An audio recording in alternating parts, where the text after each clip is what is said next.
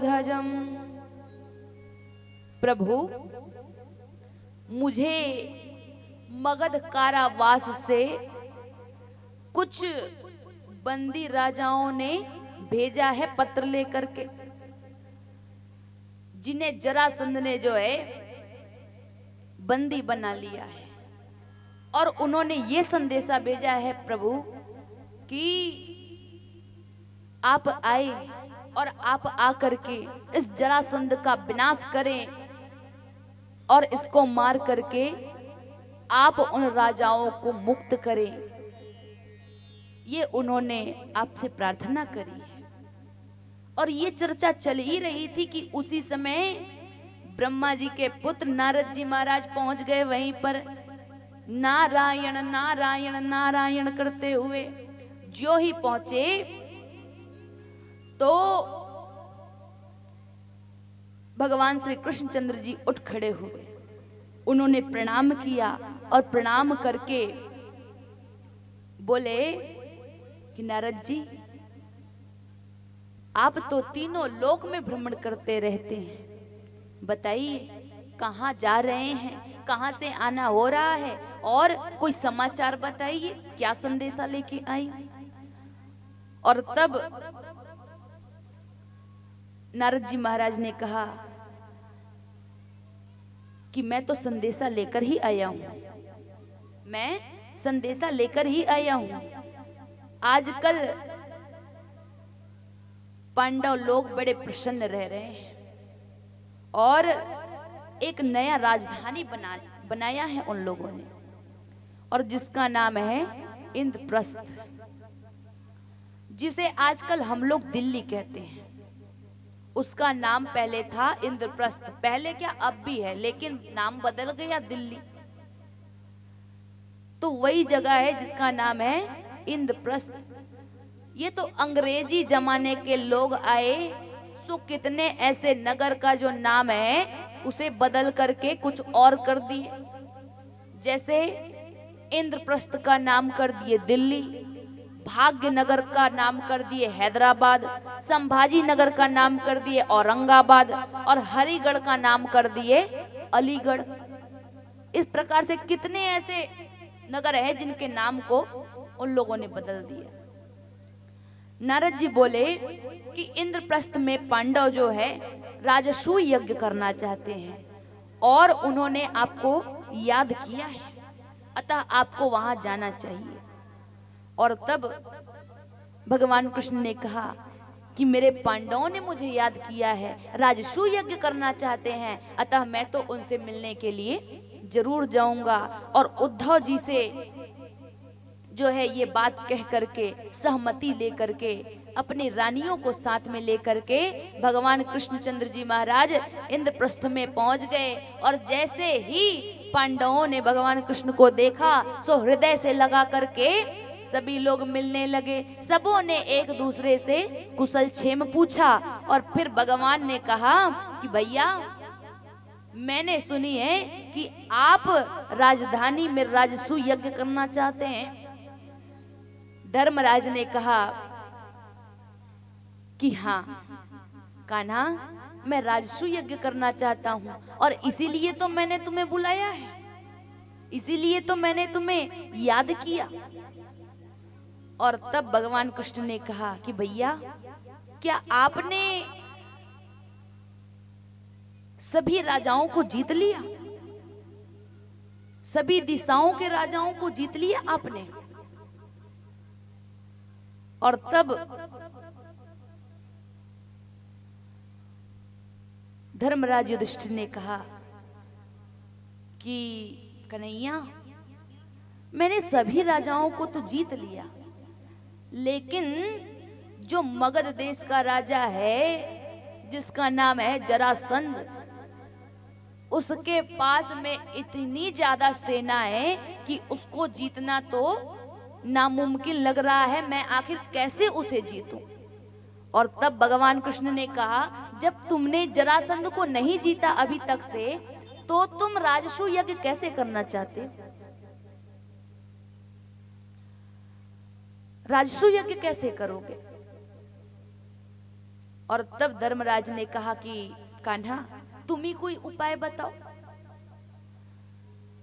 और तब भगवान कृष्ण कहते हैं कि भैया, जो व्यक्ति किसी निरपराधी को कारागार में बंद कर दे, बिना मतलब के ही किसी को दुख पहुंचावे, ऐसे लोगों को धोखा दे करके मारने से, छल करके मारने से पाप नहीं लगता।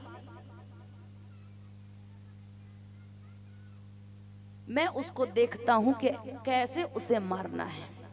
और ऐसा कह करके वहां से भीम और अर्जुन को साथ में लेकर के कहां चले गए? रथ में दोनों को बिठाया और भगवान कृष्ण चले गए कहां? जरासंध के देश में पहुंच गए। और जरासंध के महल के द्वार पर जो है पहुंचे, रथ को दूर में खड़ा कर दिया और तीनों की तीनों ब्राह्मण का वेश बना करके पहुंच गए महल के सामने, महल के दरवाजे पे, और आवाज लगाने लगे कि राजन भिक्षाम देहि, भिक्षाम देहि, भिक्षाम देहि। जरासंध बाहर आया और जैसे ही बाहर आया तो जरासंध ने ब्राह्मणों को प्रणाम किया और प्रणाम करके कहा कि आप लोग कहां से आ रहे हैं? अब तो भगवान कृष्ण ब्राह्मण के रूप में कहने लगे कि हम हिमालय से आ रहे थे, सो इधर से निकल रहे थे कि हमने सुना कि जरासंध ब्राह्मणों के प्रति बहुत श्रद्धा रखता है, बहुत विश्वास करता है ब्राह्मणों में, बहुत दान भी करता है, और इसीलिए जो है हम चले आए यहाँ पर। और तब जरासंध कहने लगा कि हाँ, मैं ब्राह्मणों पर बहुत विश्वास करता हूँ, पहले नहीं करता था लेकिन अब विश्वास करता हूँ। भगवान कृष्ण ने कहा ब्राह्मण के रूप में कि पहले क्यों नहीं करते थे और अब क्यों करते हैं आप विश्वास ब्राह्मणों पे? और तब जरासंध जो है अपनी पुरानी बातें बताने लगा कि मैंने जब, आप लोगों ने तो सुना ही होगा कि वो द्वारिका में रहने वाला कृष्णा का नाम सुना है आपने?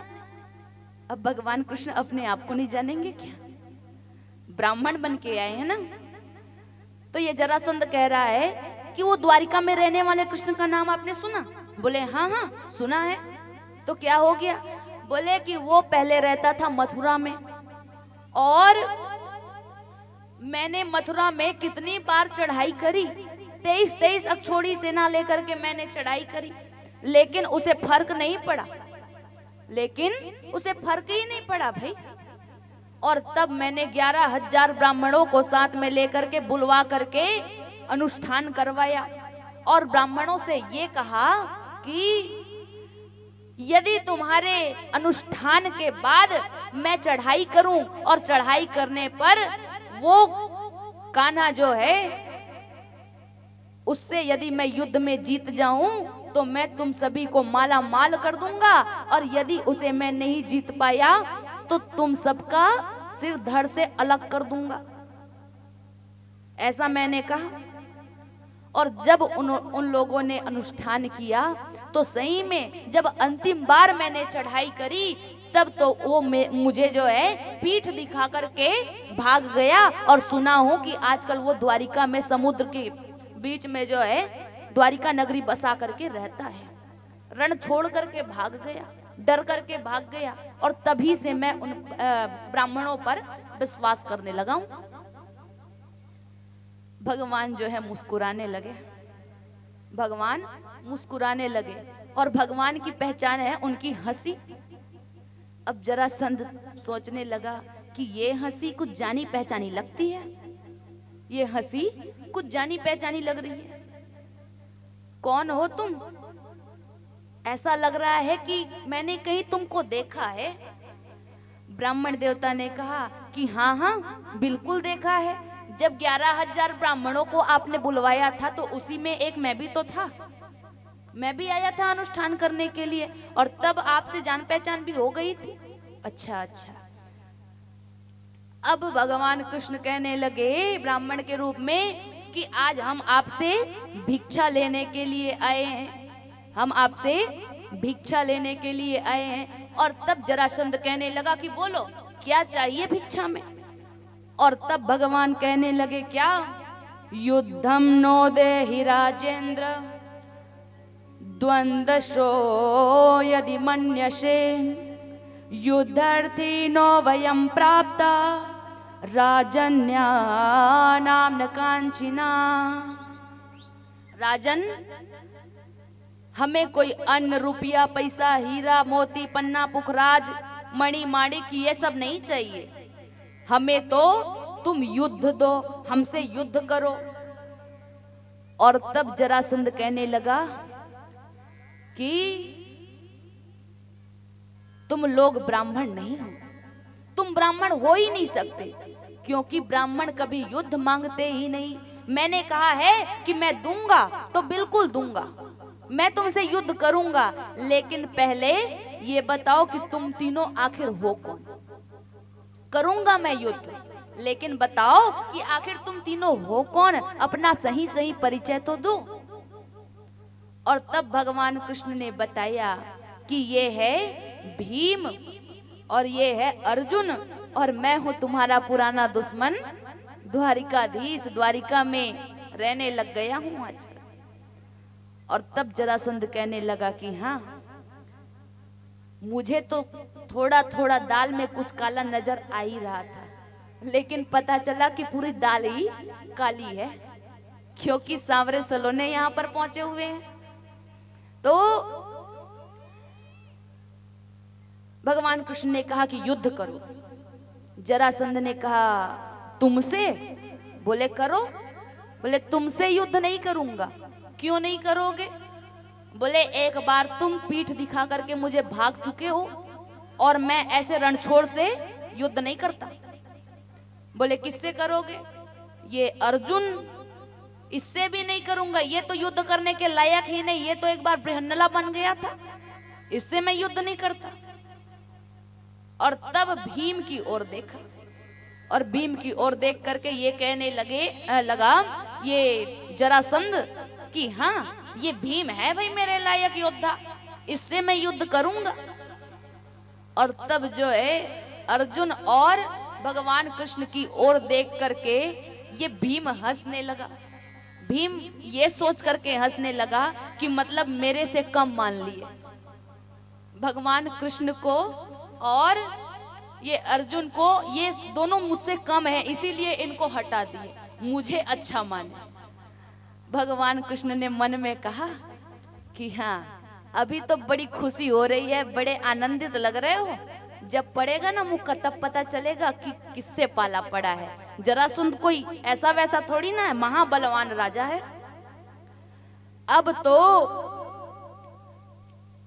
युद्ध होने लगा, और जब युद्ध होने लगा तो ऐसा युद्ध हो रहा, ऐसा युद्ध हो रहा कि 27 दिन बीत गए, पर भीम उस जरासंध को जीत नहीं पाया। उसके तो हड्डी पसली में जो है पीड़ा होने लगी, और रात्रि में आकर के भगवान कृष्ण से कहता है कि तुम लोग खड़े खड़े देखते रहते हो भैया, और मुझे ऐसा लगता है कि मैं मर जाऊंगा यार। बस युद्ध होता है तो खड़े खड़े देखते रहते हो, कुछ बताते बताते कुछ नहीं हो। और तब भगवान कृष्ण ने कहा कि जब युद्ध के लिए तुमको चुना गया था तब तो बड़े आनंदित हो रहे थे, जाओ लड़ो। और तब भीम ने कहा कि नहीं भैया, कुछ तो बताओ, कोई उपाय हो तो बताओ। भगवान कृष्ण ने कहा कि बात कुछ ऐसी है कि जब तुम युद्ध करते हो ना, तुम मेरी ओर देखते नहीं हो, मेरी ओर देखना। बोले कल बताओगे, उसको आज ही बता दो क्या उपाय है उसे मारने का। और तब भगवान कृष्ण कहते हैं कि तुम बड़े भुलक्कड़ हो, तुम भुलक्कड़ हो बड़े, अभी बताऊंगा सुबह भूल जाओगे।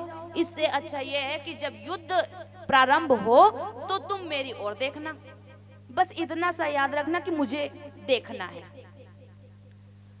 और तब जो है सुबह हुई, और जब सुबह हुई तो युद्ध फिर से प्रारंभ हो गया। युद्ध जैसे ही प्रारंभ हुआ तो भगवान कृष्ण की ओर भीम ने देखा, और जो ही भगवान कृष्ण की ओर भीम ने देखा तो भगवान कृष्ण ने एक ऐसा तिनका लिया और ऐसे बीच से चीर दिया। सो उसके समझ में आ गई कि इसके बीच को एक पैर को पकड़ करके दूसरे पैर से ऐसे बीच से फाड़ देना है।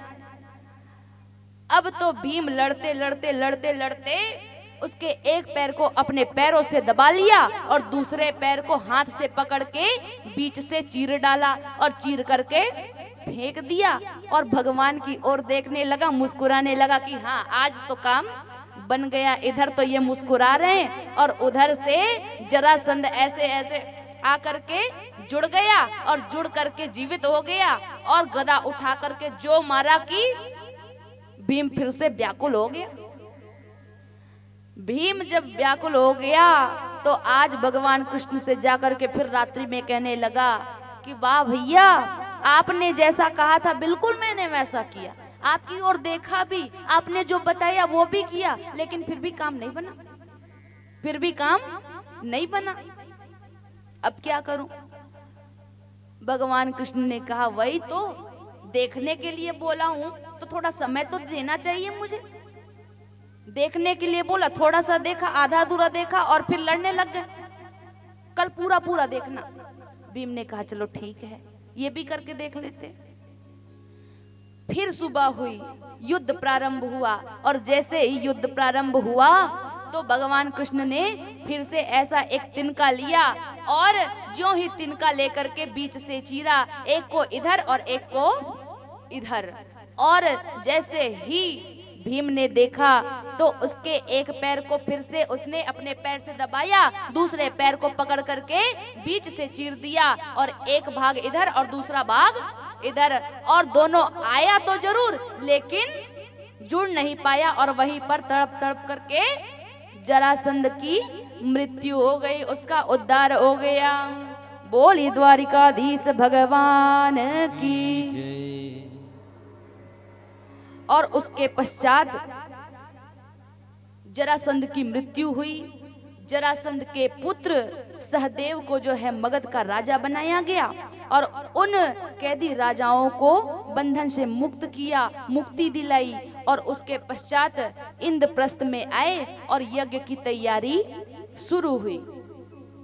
यज्ञ के प्रारंभ में जो है ये प्रश्न उठा कि आखिर हम सबसे पहले किस देवता की पूजा करें, और तब उसी समय सहदेव कहने लगा कि हमारे देवता तो हमारे कृष्णा हैं, हम कृष्णा की ही पूजा करेंगे। और तब उसी समय शिशुपाल को आ गया गुस्सा, क्रोध आ गया उसे।